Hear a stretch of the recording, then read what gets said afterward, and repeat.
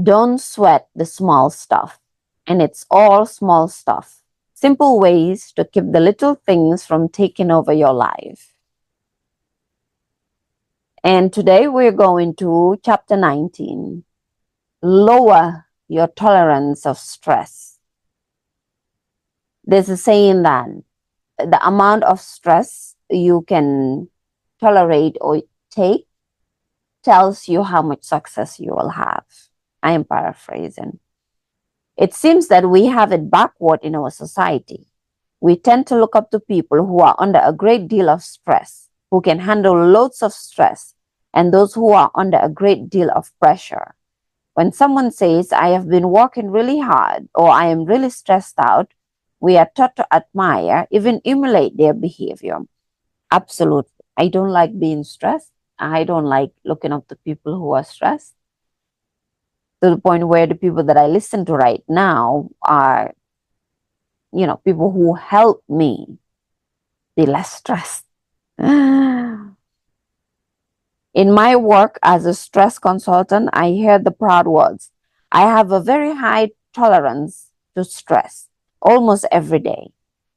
It probably won't come as a surprise that when these stressed out people first arrive at my office, more often than not, what they are hoping for are strategies to raise their tolerance to stress even higher so they can handle even more. Even with that quote that the amount of stress you can tolerate tells you the amount of success you can have. I can't remember the full quote. Even with that, I would say being able to have a schedule or a day-to-day activity or to-do list that is productive but not stressful, I think that's a wonderful thing. I have picked up a lot of tips and tricks from the 4-Hour Work Week. I like that book. Unfortunately, there is an unavoidable law in our emotional environment that goes something like this. Our current level of stress will be exactly that of our tolerance of stress. You will notice that the people who say, I can handle lots of stress, will always be under a great deal of it. That is true. So if you teach people to raise their tolerance of stress, that's exactly what will happen. They will accept even more confusion and responsibility until again their external level of stress matches that of their of their tolerance. Absolutely, it's what I was saying. When you're able to make sure you're not overwhelmed, you're not drained, no matter what happens, you're grounded and you're centered in the work that you're doing. You're doing things that set your soul on fire. It feels good to do. It doesn't feel like work. It doesn't feel like you're stressing. You actually love and enjoy what you're doing. It changes the game. You don't feel the stress. Usually it takes a crisis of some kind to wake up a stressed out person to their own craziness. A spouse leaves, a health issue emerges, especially a health issue. A serious addiction takes over their life. Something happens that jolts them into a search for a new kind of strategy. It may seem strange, but if you were to enroll in the average stress management workshop, what you would probably learn is to raise your tolerance to stress. It seems that even stress consultants are stressed out. Absolutely true. Because I used to look up stress management, anger management. People would always tell me, oh, you're so calm, you're so this, you're so patient. And I would always say, but my anger levels, and I'm always either stressed out or just super angry. So when I took anger management or read about them or stress management and things like that, more often than not, most times they will tell you things that will help you raise your stress tolerance, as in the more you expose yourself to those environments, the less stressful it gets. I don't know. The more I grew mentally, emotionally, and spiritually, the less I go towards places that stress me out. And the more I cut out people that stress me. What you want to start doing is noticing your stress early before it gets out of hand.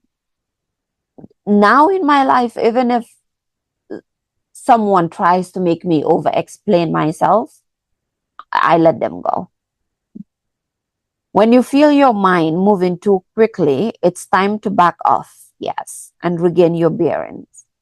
When your schedule is getting out of hand, it's a signal that it's time to slow down and reevaluate what's important rather than power through everything on a list.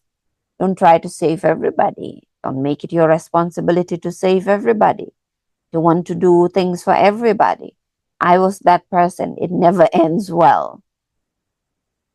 When you're feeling out of control and resentful of all you have to do, rather than roll up your sleeves and get to it, a better strategy is to relax. Take a few deep breaths and go for a short walk. You will find that when you catch yourself getting too stressed out early, before it gets out of control, your stress will be like the proverbial snowball rolling down the hill. When it's small, it's manageable and easy to control. Once it gathers momentum, however, it's difficult, if not impossible, to stop. I just recorded a video talking about, what is the name again? How to create a protective energetic bubble. I have it on TikTok and I have it on YouTube here. I will try to link it to this video. Creating an energetic bubble, because when you create that, anything that's coming towards you that's negative, unhealthy for you, not good for you, you will recognize. Because even the art, the art of creating that energetic bubble calls onto you to raise your vibration, to be much more aware of yourself, to be much more in love with yourself, of yourself, right? So with that raising of vibration and awareness, you are able to shield yourself of negativity, negative energies, and negative people, negative habits from yourself. So boundaries are not just about other people, they are also about your own well-being. And the moment you create that, you will recognize early on, okay, my schedule, I am feeling very tired, drained, exhausted. Whatever else is happening in your life, you feel it. When people come towards you and you feel drained, you know it. When you talk to people and you just feel this aura and energy that doesn't feel right, you realize it too. There is no need to worry that you won't get it all done. When your mind is clear and peaceful and your stress level is reduced, you will be more effective and you will have more fun. As you lower your tolerance to stress, you will find that you will have far less stress to handle, as well as creative ideas for handling the stress that is left over. As I am completing this, I had a signal, so my mic might have turned off to the computer mic. So if it's wonky, I'm sorry, but I'm not recording this again. I've been trying to record this. I'll see you back here